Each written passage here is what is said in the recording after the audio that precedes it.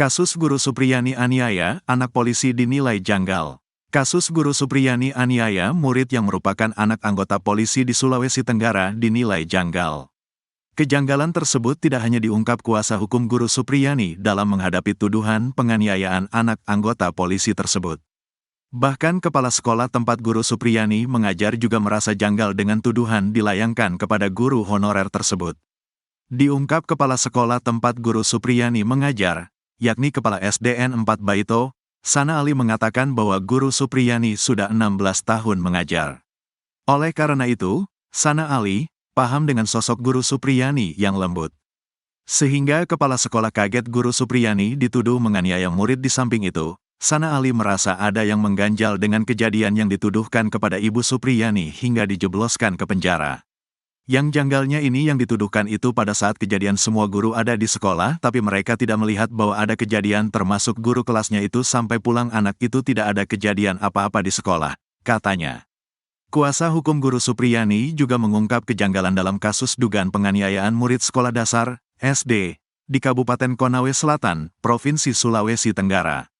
Supriyani, seorang guru honorer salah satu sekolah dasar di Kecamatan Baito, Kabupaten Konsel, Provinsi Sultra dituduh menganiaya seorang muridnya pada Jumat, tanggal 24 Oktober tahun 2024. Kuasa hukum Supriyani, Andri Darmawan mengungkap sejumlah kejanggalan dalam peristiwa dugaan penganiayaan murid tersebut. Kami menemukan ada beberapa kejanggalan dalam kasus ini. Contoh dalam dakwaan Jaksa Penuntut Umum, JPU, korban dipukul menggunakan sapu sebanyak 1 kali. Saat dicocokkan dengan bekas luka korban rasa-rasanya janggal sekali, ungkap Andri, Selasa, tanggal 22 Oktober tahun 2024. Selanjutnya, luka pada tubuh korban disaksikan oleh gurunya SNA dalam keadaan melepuh dan bukan luka pukulan sapu. Supriyani merupakan wali kelas 1B, sedangkan korban kelas 1A, kelasnya berbeda dan korban bukan anak perwaliannya. Kemudian, dalam dakwaan, waktu kejadian berlangsung pada pukul 10 WITA. Sedangkan Guru Li, wali kelas korban menegaskan pada jam tersebut kelas telah kosong, murid sudah pulang ke rumah masing-masing. Ini tidak sesuai, tidak sinkron karena keterangan wali kelas korban saat jam tersebut murid telah pulang. Pertanyaannya, siapa yang dipukul? Tutupnya. Asteris.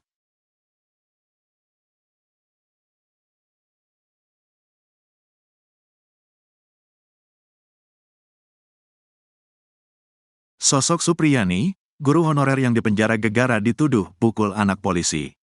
Sosok Supriyani, seorang guru honorer asal SDN 4 Baito, berlokasi di Desa Wonua Raya, Kecamatan Baito, Kabupaten Konawe Selatan, Sultra, yang saat ini sedang viral di media sosial. Viralnya Supriyani lantaran ia harus merasakan dinginnya lantai di balik jeruji besi setelah dilaporkan oleh orang tua murid atas tuduhan pemukulan terhadap anak didiknya. Supriyani sudah menjalani karir sebagai seorang guru honorer selama kurang lebih 16 tahun. Sebelum tersandung kasus dugaan pemukulan ini, Supriyani hendak mengikuti seleksi calon pegawai negeri sipil, CPNS, dan pegawai pemerintah dengan perjanjian kerja, PPPK. 2024. Kendati demikian, dia harus mengurungkan mimpinya itu karena harus menjalani proses pidana.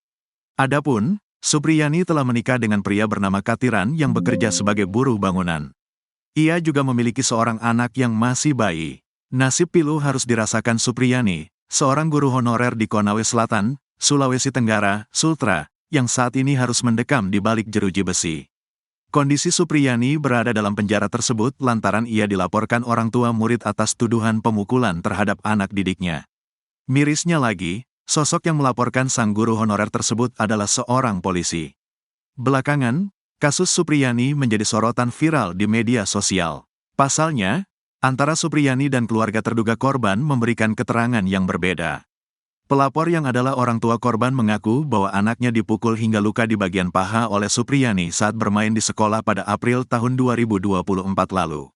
Sementara, Supriyani tidak pernah mengakui adanya pemukulan tersebut karena sedang mengajar di kelas yang berbeda dengan terduga korban.